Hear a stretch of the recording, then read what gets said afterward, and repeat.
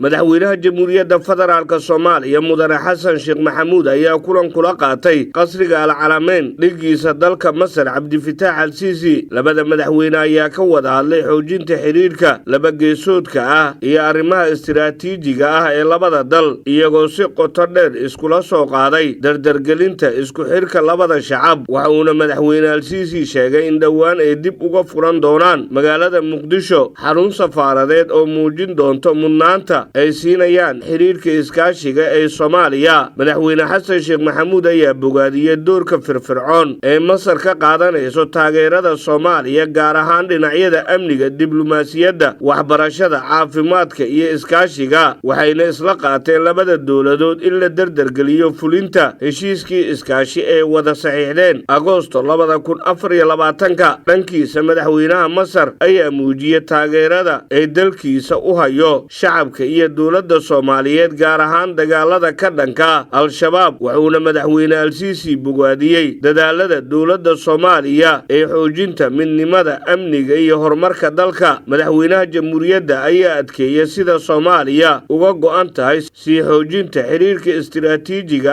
ah ee la leedahay dawladda Masar isagoo uga mahadceliyay martiqaadka diiran ee ay ku qaabileen wafdiga jamhuuriyadda federaalka Soomaaliya